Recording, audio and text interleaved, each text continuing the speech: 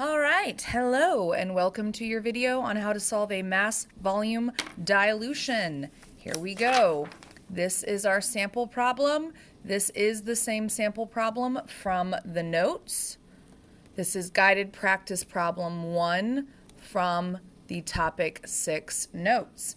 Now, so we're going to calculate the volume in milliliters of a 10 milligram per milliliter ampicillin stock solution required to make 0.88 liters of LB with a final concentration of ampicillin at 1 milligram per milliliter. And then we're going to record our answer to 1 decimal place.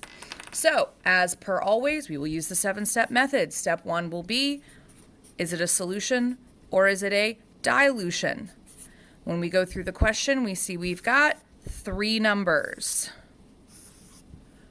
Therefore, this is a dilution. In step 2, we now ask ourselves, what type of dilution? Well, for that, we look at the concentration units, and we see that we've got milligrams per milliliter and milligrams per milliliter. So this is a mass volume because it's a gram per a liter. Then we ask ourselves, what is the equation for a mass volume dilution? And as you will have to memorize, or hopefully have already done so, the equation for a mass volume dilution is V1 is equal to C2, open parentheses, times V2 over C1, close parentheses. Step 4 is, what are our variables? We're going to add a little bit of extra work just because students commonly make a mistake where they switch C1 and C2, but I have seen that people make that mistake less if they figure out what C1 and C2 is before they actually plug it in. So we're coming back. Again, here's our 3 variables that have been given. We know that 0.88 liters cannot be a concentration because liters is a volume unit, not a concentration unit. So C1 and C2 must be this and this. So C1, by definition, is the concentration of the stock solution. That's what we start with. C2 is the concentration of the dilution, what we end up with. Therefore, C1 must always be higher than C2. And we see here that we have 10 milligrams per milliliter and 1 milligram per milliliter. Well, here the units match. So 10 milligrams per milliliter is our higher concentration, making that C1, and 1 milligram per milliliter is our lower concentration, making that C2. So now we plug those in. V1 is equal to 1 milligram per milliliter. The 0.88 liters is our total volume, because total volume is what V2 is. And then 10 milligrams per milliliter is our C2. Which brings us then to step 5, which is where we ask ourselves, do I need to convert? On dilutions, you will do 2 checks. First, we check up, down inside the parentheses. Between liters, milligrams, and milliliters, that's 3 units. But milligrams is a gram. These are both types of liters, so milligrams is irrelevant to this up-down comparison. We're just going to compare the milliliters to the liters. We see they don't match. That means we need to convert the top number to match the bottom unit.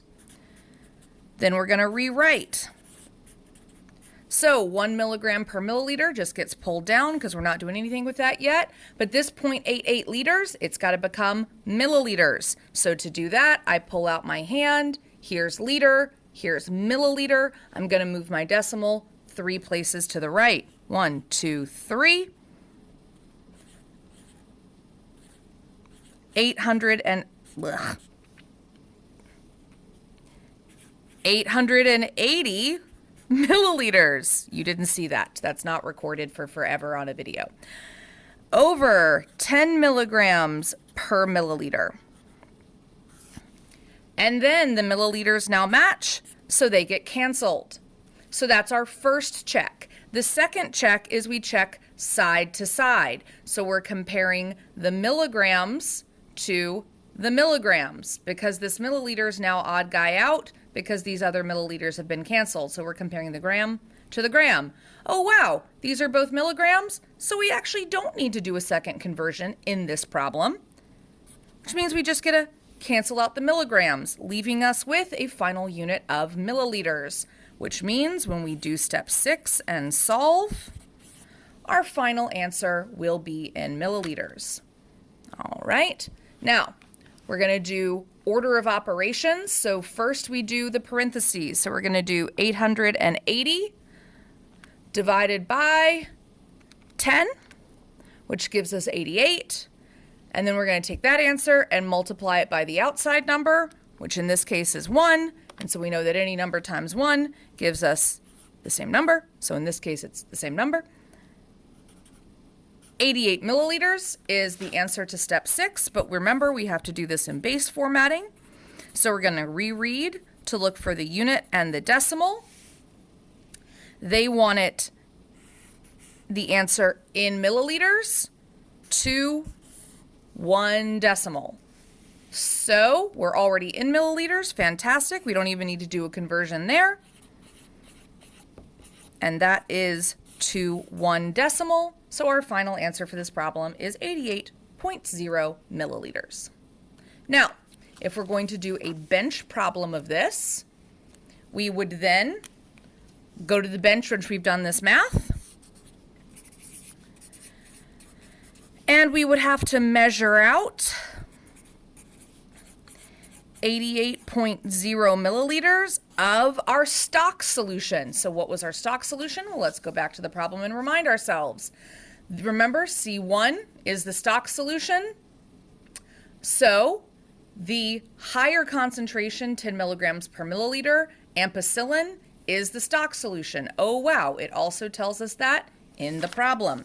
So we're going to measure out 88.0 milliliters of the stock, which was the 10 milligram per milliliter ampicillin.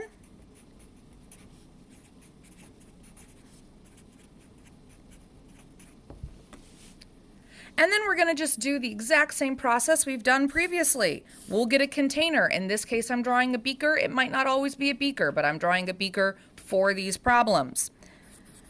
We would put in some of our liquid that we're using to dissolve, which we have previously called the solvent, but because this is a dilution, we would call it the diluent. It's the exact same thing. It's water or ethanol, but now it's just the diluent. And we'd put in a little bit of diluent, not the full amount, just a little.